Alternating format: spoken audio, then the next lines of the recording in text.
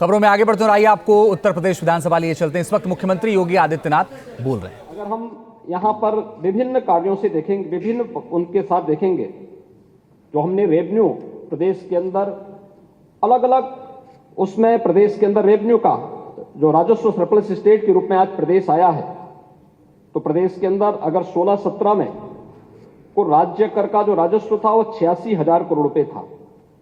आज यही बढ़कर के 23-24 में राज्य कर का जो राजस्व लक्ष्य है हमारा, यह लगभग आज के दिन पर प्रदेश के अंदर यह बढ़कर के हम लोग इसे लगभग 1.5 लाख करोड़ रुपए तक पहुंचाने में सफल हुए हैं। प्रदेश के अंदर स्टैंप एंड रजिस्ट्रेशन में जो लगभग 11,000 करोड़ रुपए 16-17 में प्राप्त हुआ था, आज वही बढ़कर के 23-24 में हम उसे 34,000 करोड़ रुपए तक पहुंचाने में सफल हुए हैं।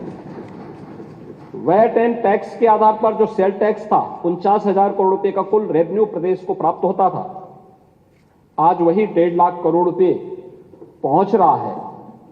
और स्टेट एक्साइज में 16-17 में कुल 12,000 करोड़ रुपए प्रदेश के अंदर प्राप्त होता था, आज वही 58,000 करोड़ रुपए प्रदेश उसी एक्साइज टैक्स से ले रहा है। परिवहन में भी 16-17 में कुल 5,000 करोड़ रुपए का राजस्व प्राप्त होता था, 23-24 में वह अब बढ़कर के 12,600 करोड़ रुपए की राशि को भी प्रदेश उससे आगे बढ़ चुका है। महोदय, ये जो भी बातें प्रदेश के अंदर की गई हैं, हम बैंकिंग सेक्टर में भी देखेंगे। आज प्रदेश के बारे में नेता प्रतिपक्ष जो आंकड़े यहां प्रस्तुत कर रहे थे, वे वास्तविक आंकड़े नहीं थे।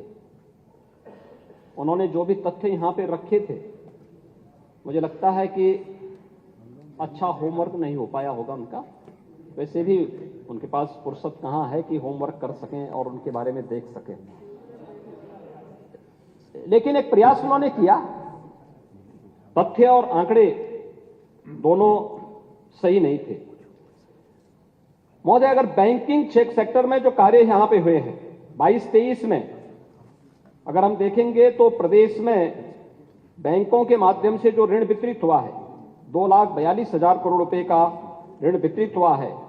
और 23-24 में, 22-23 में ही अगर हम देखेंगे तो प्रदेश के अंदर जो पहले की तुलना में जो बैंकों की शाखाएं खोलने की बात रही हो, आज मैं कह सकता हूं कि उत्तर प्रदेश के अंदर 5 किलोमीटर के दायरे में या तो बैंक की शाखा है, या हर गांव में हम लोगों ने बैंकिंग कॉरेस्पॉन्डेंट सखी के माध्यम से बैंक की सेवाएं हर ग्राम पंचायत तक उपलब्ध करवाने का काम किया है।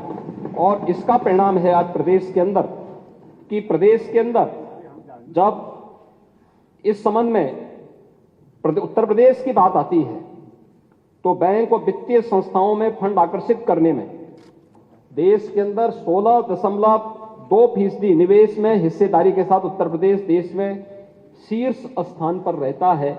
यह डाटा मेरे नहीं है, किसी मैगजीन के नहीं है। जब मैं मैगजीन की बात पे आऊंगा तो अंत में आऊंगा, लेकिन आरबीआई ने जो अपने बुलेटिन जारी किया है अगस्त 23 का, उसमें उत्तर प्रदेश को उन्होंने शीर्ष राज्यों की श्रेणी में रखा है।